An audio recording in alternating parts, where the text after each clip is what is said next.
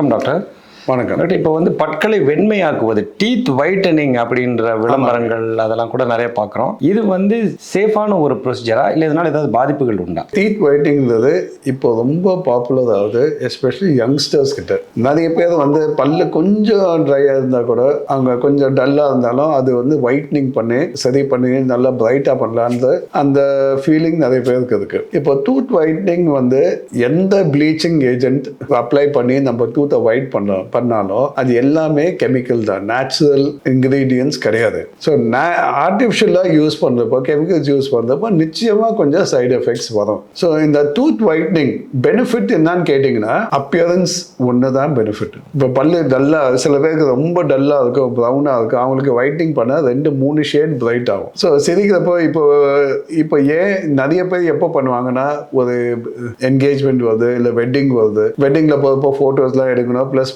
ப்ரெசென்டபிளாக இருக்கணும்னா அதுக்கு முன்னாடி வந்து இந்த டூத் வைட்னிங் ப்ரொசீஜர் பண்ணுவாங்க. ஸோ இந்த டூத் வைட்னிங் ப்ரொசீஜரில் இது ஒரு கெமிக்கல் ஆட்டம் அப்ளை பண்ணுவோம் பல்லு மேலே. ஸோ ஒரு சைடு எஃபெக்ட் என்னன்னா, பல்லு கூச ஆரம்பிக்கும், பல்லு சென்சிட்டிவிட்டி கொஞ்சம் ஜாஸ்தியாகும். நிறைய பேர் வந்து இந்த ஏற்கனவே கொஞ்சம் கூச்சம் இருக்கவங்களுக்கு கூச்சம் இன்னும் ஜாஸ்தியாகும். இது ஒரு டெம்பரரி எஃபெக்ட் தான். ஏன்னா அதுக்கப்புறமா ப்ளீச் பண்ண பிறகு நம்ம டூத் அந்த டீசென்சிடைசிங் டூத் பேஸ்ட் கொடுப்போம், இந்த கூச்சத்தை குறைக்கிறதுக்காக ஒரு பேஸ்ட் கொடுப்போம். அந்த பேஸ்ட் வச்சு ப்ரஷ் பண்ணால் கூச்சம் குறையும். பட் இது ஒரு சைடு எஃபெக்ட் கிளீனிங்ல.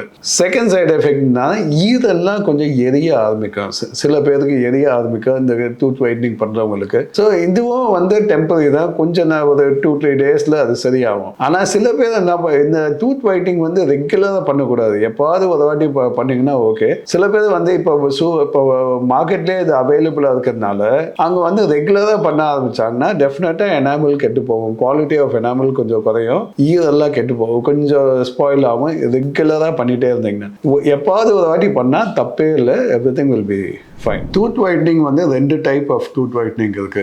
ஒன்று வந்து ப்ரொஃபஷனலாக டென்டல் கிளினிக்கில் வந்து டாக்டர் அதுக்குன்னு ஸ்பெஷலைஸ் பண்ண டாக்டர்ஸ் வந்து டூத் வைட்னிங் பண்ணுவாங்க. இன்னொரு டெக்னிக் வந்து வீட்லேயே பண்ணுறது, ஹோம் யூஸ்னு.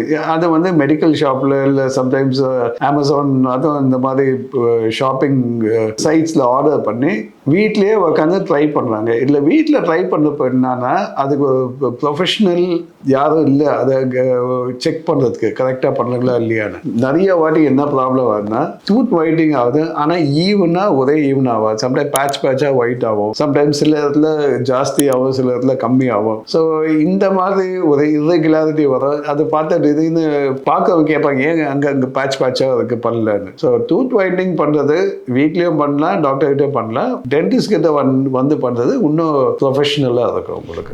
இந்த டூத் ஒயிட்டிங்கிறது எல்லாருக்குமே சூட் ஆகும்னு கிடையாது.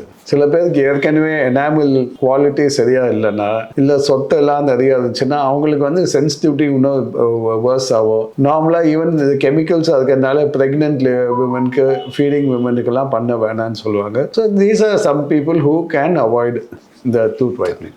Thank you doctor. பூங்காற்று, இது நாளைய நல்வாழ்விற்கான வழிகாட்டி.